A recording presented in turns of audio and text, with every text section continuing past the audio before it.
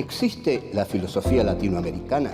Un pensamiento periférico es un pensamiento situado. Europa se arroja sobre América Latina la herencia de los pueblos originarios, los proyectos de nación, el porqué de este pensamiento, el rechazo al colonialismo, la unión latinoamericana, la lucha de clases en Argentina, países subalternos, marginados, que no han participado de la centralidad de la historia. América Latina, filosofía y colonialismo.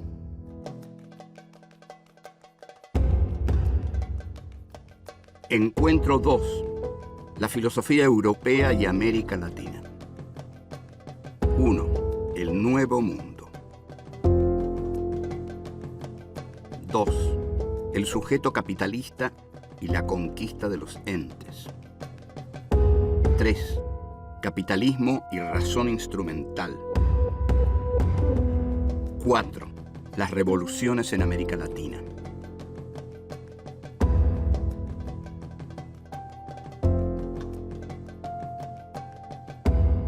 Tenemos que indagar ahora en una relación muy interesante, que es la relación entre la filosofía europea y América Latina.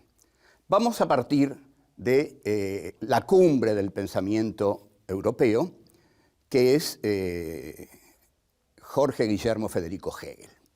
Hegel, desde la Universidad de Berlín, en 1831, venía ya dando sus clases, sus lecciones sobre la filosofía de la historia universal. Hay un capítulo que Hegel le dedica al Nuevo Mundo. La visión olímpica de Hegel, porque es la visión de un dios olímpico, que en ese momento está en la cumbre del pensamiento y es el filósofo oficial de Prusia y de Federico Guillermo. O sea, es un lujosísimo filósofo de la monarquía. Entonces, Hegel dice que América Latina, el Nuevo Mundo, él no le va a negar el honor de haber salido de las aguas al mismo tiempo que el Viejo Mundo. En realidad dice, sí, habrán salido de las aguas al mismo tiempo. Sin embargo, dice, yo observo que en el Nuevo Mundo hay todavía una inmadurez geográfica. Ustedes observan el desdén colonialista que hay en esta frase, que no le concede al Nuevo Mundo ni siquiera el haber cerrado geográficamente.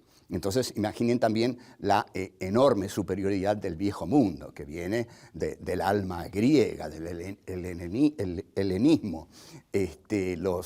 Los griegos son la base de la filosofía occidental. Entonces, Hegel va a decir que el Nuevo Mundo no tiene muchas posibilidades de desarrollo todavía, que afortunadamente Europa lo ha incorporado y que se verá en el futuro qué va a ocurrir. Y pronostica una guerra muy interesante que se ha dado o no se ha dado, eso depende de la interpretación que hagamos, entre el Nuevo Mundo del Sur y el Nuevo Mundo del Norte, entre América del Sur y América del Norte.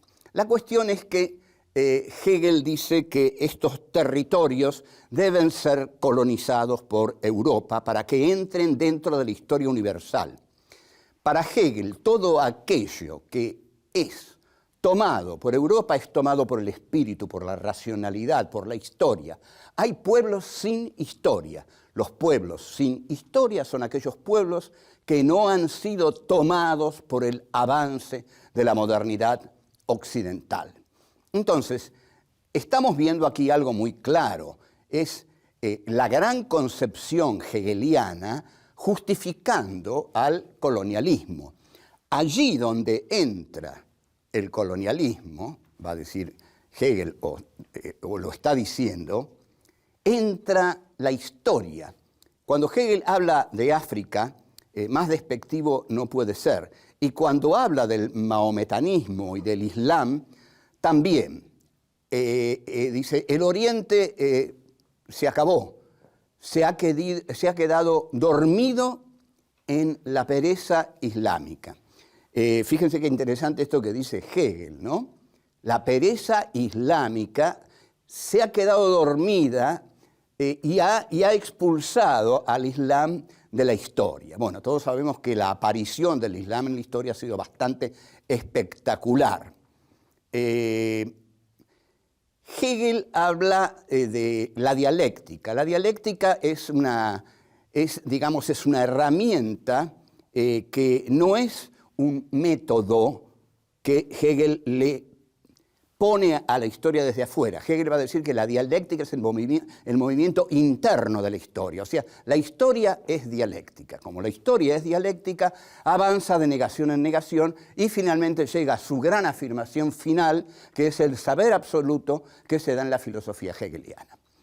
El gran discípulo de Hegel, el más lúcido de la izquierda hegeliana, va a ser Marx.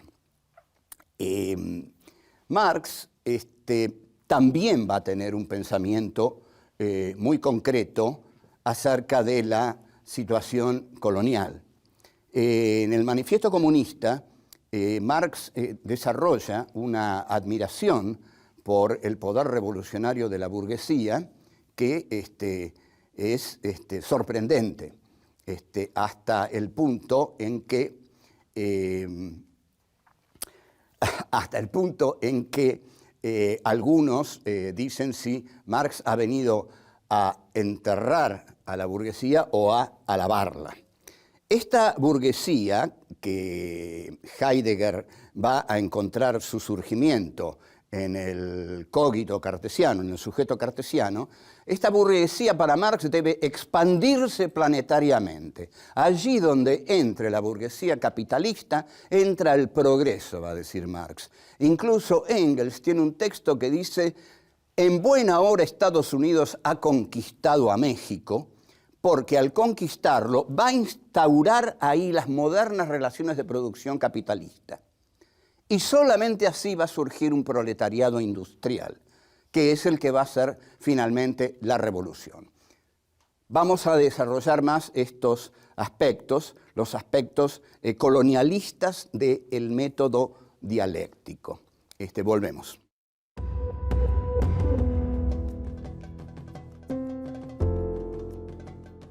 La crítica a la modernidad capitalista la encara Heidegger en los libros que siguen a su primera gran obra maestra, Ser y Tiempo. Concretamente, la crítica es la siguiente. No es solo de Heidegger, ya a esta altura uno puede adoptarla, cambiarla, pero bueno, digamos, este punto de vista lo largó el señor Heidegger.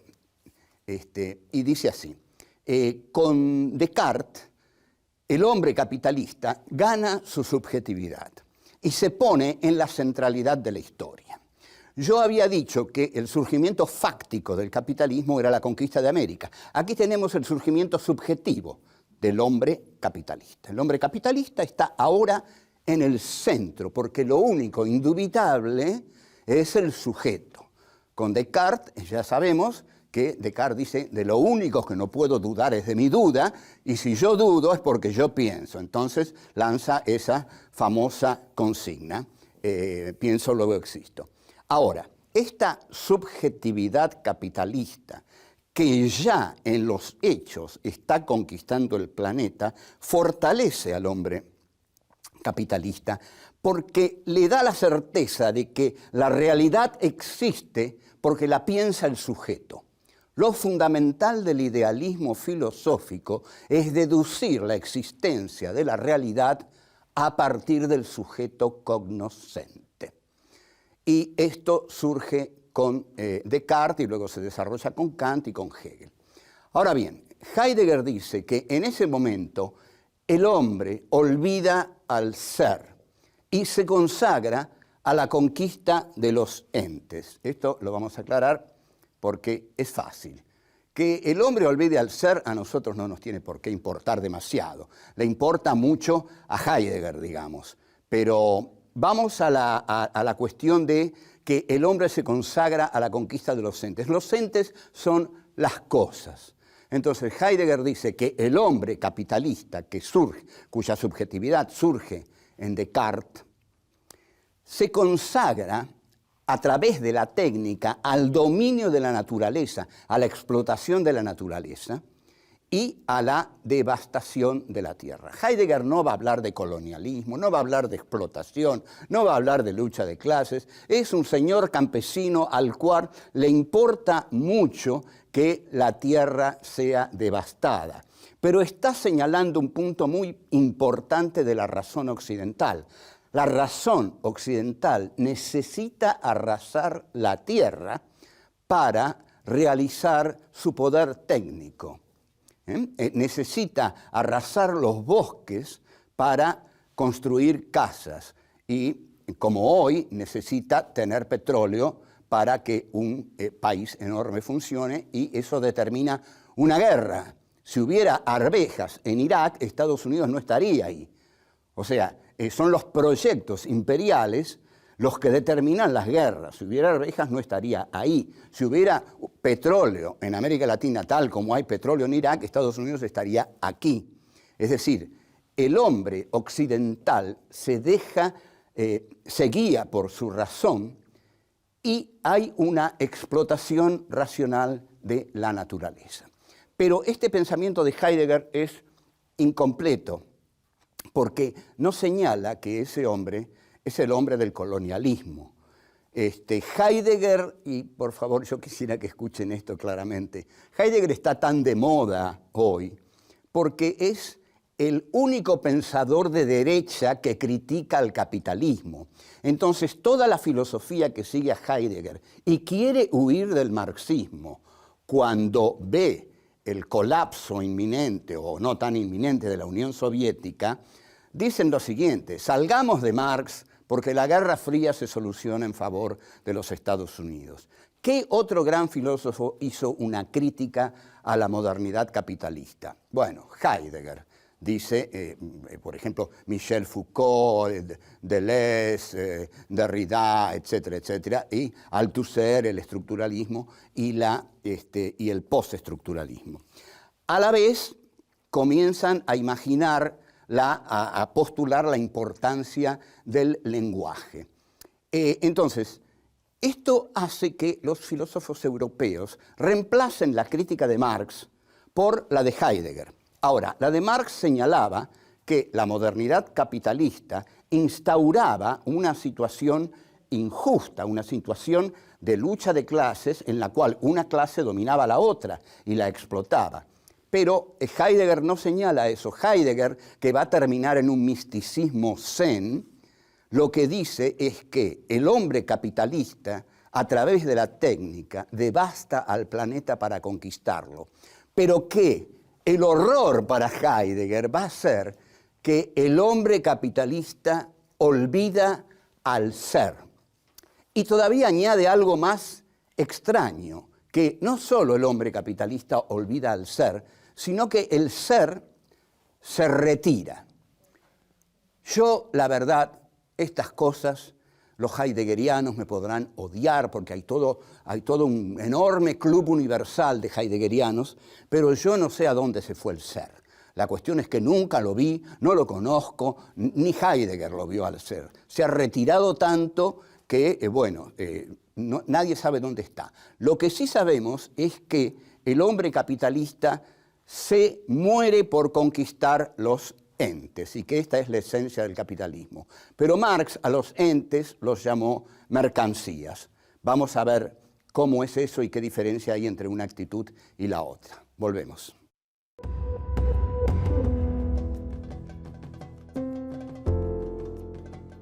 Heidegger influye muy poderosamente en dos pensadores muy importantes, que son Adorno y Max Horkheimer. Adorno y Horkheimer escriben en California, a partir de 1940, un libro fundamental, muy difícil, muy extraño, que se llama Dialéctica del Iluminismo. La dialéctica del iluminismo va a postular que el iluminismo, es decir, esa razón que surge con la Revolución Francesa, que es la revolución capitalista y burguesa por excelencia, que esa razón endiosada por los pensadores de la Revolución Francesa, es para ellos lo que llaman la razón instrumental. La razón instrumental es lo que Heidegger llama el tecnocapitalismo. Entonces, la razón instrumental para Adorno y Horkheimer está destinada también a devastar la tierra, a arrasar la tierra, a utilizarla para los beneficios del capitalismo. Lo que hacen con esto Adorno y Horkheimer es cambiar el eje del pensamiento marxista, que ya no hace pie en la lucha de clases, sino en la relación del hombre con la naturaleza. Después, en Benjamin, en las tesis sobre filosofía de la historia, Benjamin va a hacer una crítica más profunda que la de Adorno y Horkheimer, en la cual va a decir que la historia es la historia de la catástrofe humana. Es decir, ahí ya la crítica a la modernidad es una crítica que ve a la modernidad como la destrucción de la historia humana. Ahora, evidentemente, según lo estamos viendo, esta razón del tecnocapitalismo y esta razón instrumental, si está dispuesta a devastar la Tierra, está dispuesta a devastar todo el planeta. En consecuencia, esta es la razón colonialista. La razón colonialista es una razón que busca planetarizarse, es decir, conquistar todo el planeta. Y esto lo va a decir Sarmiento en uno de los libros pro-imperiales más excepcionales que han sido escritos en Occidente, que es El Facundo. Sarmiento está de acuerdo, pero está de acuerdo positivamente con el desarrollo de la razón occidental.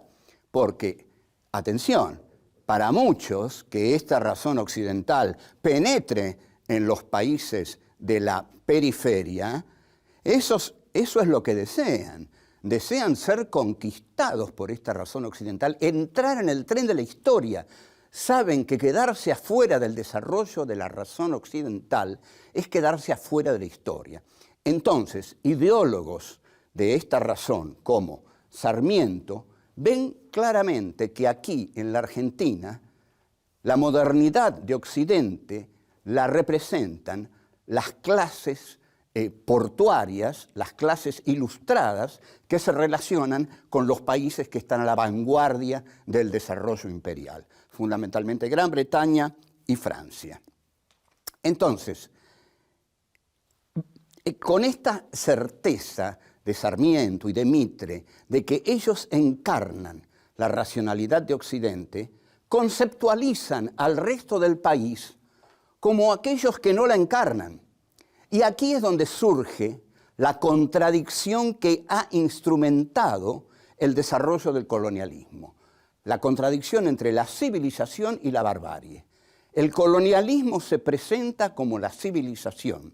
Allí donde entra el colonialismo, entra el progreso, entra la cultura, entra la progresividad histórica, es decir, aquellos países que se relacionan con los países más desarrollados, los van a seguir en un desarrollo que les va a permitir alcanzar a estos países desarrollados. Entonces, esta es la postulación de Sarmiento, Mitre y el Puerto de Buenos Aires, que deja de lado por completo, conceptualizándolos como bárbaros, a todo el resto del país y sobre todo al interior, tanto al interior mesopotámico como al interior mediterráneo, a los que arruina con el libre cambio que permite la entrada de las mercancías británicas. Entonces, todo esto, digamos, entra en una crisis terminal y entonces en este país lo que se hace, lo que se construye es una ciudad y no un país, porque Buenos Aires se adueña de la historia y luego de la batalla de Pavón, que Urquiza le entrega a Mitre, Mitre declara la guerra de policía a las provincias y aniquila al gauchaje federal que pudo haberle dado a la historia argentina un sentido lateral, como quería Alberdi, por ejemplo, que quería un liberalismo integracionista. En cambio, el liberalismo fue exterminador y no hubo sentido lateral. Hubo un solo sentido, que fue el de la burguesía comercial de Buenos Aires y los sectores ganaderos y agrarios aliados a ella. Volvemos.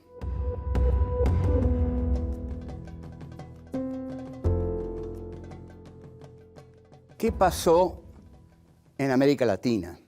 Porque estuvimos viendo qué ocurrió en nuestro país, en la Argentina. En la Argentina, digamos, los sectores dominantes aceptaron acríticamente la modernidad capitalista, creyendo que los llevaría al progreso.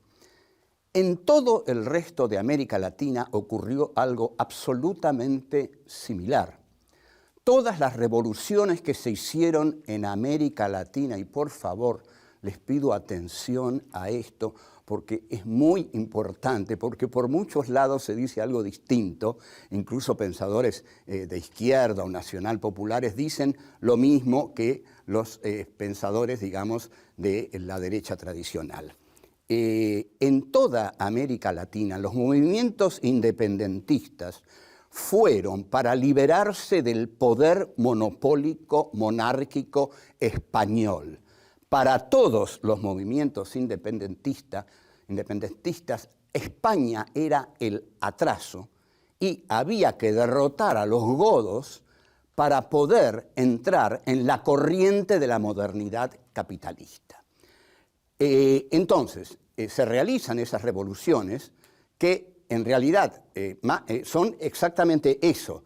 La revolución es la lucha para echar al conquistador español y para tener la libertad de comerciar con quien se quiera, sobre todo con Inglaterra. Por eso la causa de la liberación latinoamericana, está tan apoyada por Inglaterra. Esto está hegemonizado por las oligarquías de cada país, por las burguesías mercantiles hambrientas de mercancías europeas para enriquecerse con su intermediación. De aquí que todo proyecto de unidad de América Latina haya fracasado por completo, porque América Latina no buscó su unidad, buscó lo que se ha llamado su balcanización o su desunión, porque todas esas oligarquías no querían unirse, cada una quería hacer su propio negocio a partir de su propio país. Hubo quienes señalaron esto, mostrando que era la sumisión a otro imperio, salir del imperio español para entrar en el imperio británico. ¿Quiénes fueron? Bueno, podemos hablar desde el mismo Bolívar hasta, digamos, Mariátegui, José Martí, un pensador como Salvador Allende, que en Chile expresa este deseo de independencia, como pensadores como Leopoldo Sea, el mexicano, que escribe un libro que es Filosofía de la Historia latinoamericana,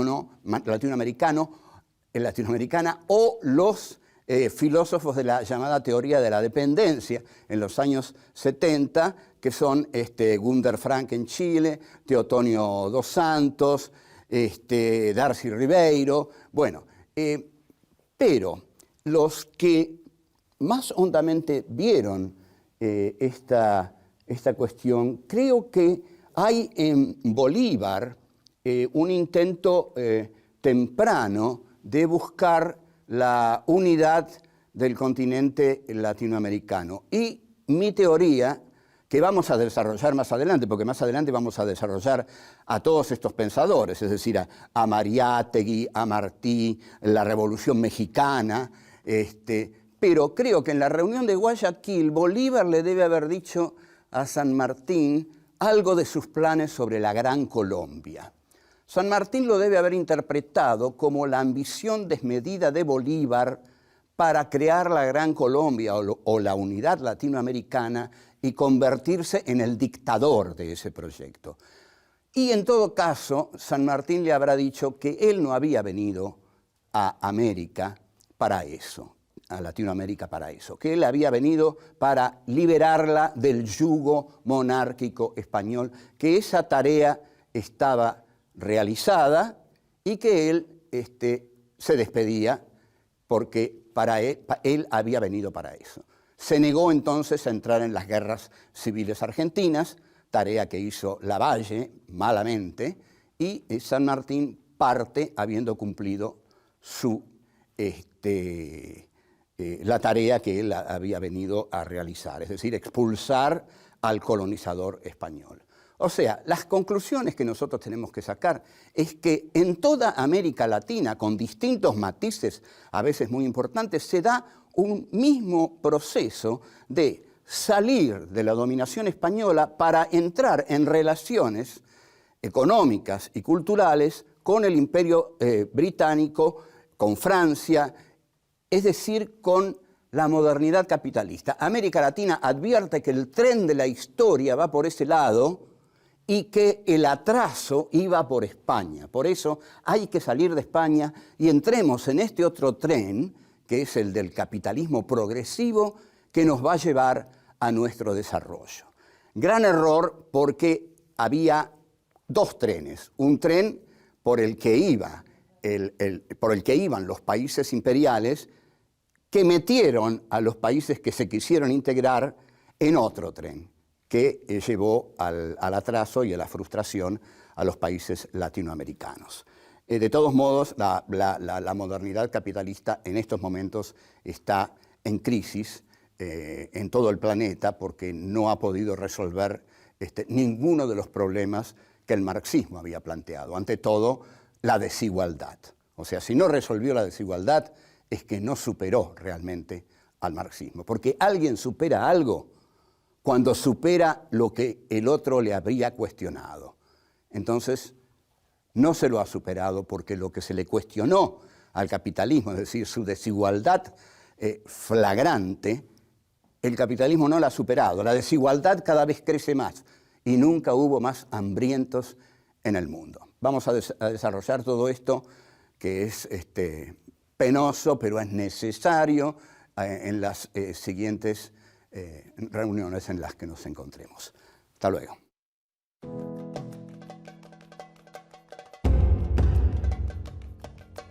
Hay pueblos sin historia. Los pueblos sin historia son aquellos pueblos que no han sido tomados por el avance de la modernidad occidental. Si hubiera arvejas en Irak, Estados Unidos no estaría ahí. O sea, son los proyectos imperiales los que determinan las guerras. Si hubiera arvejas, no estaría ahí.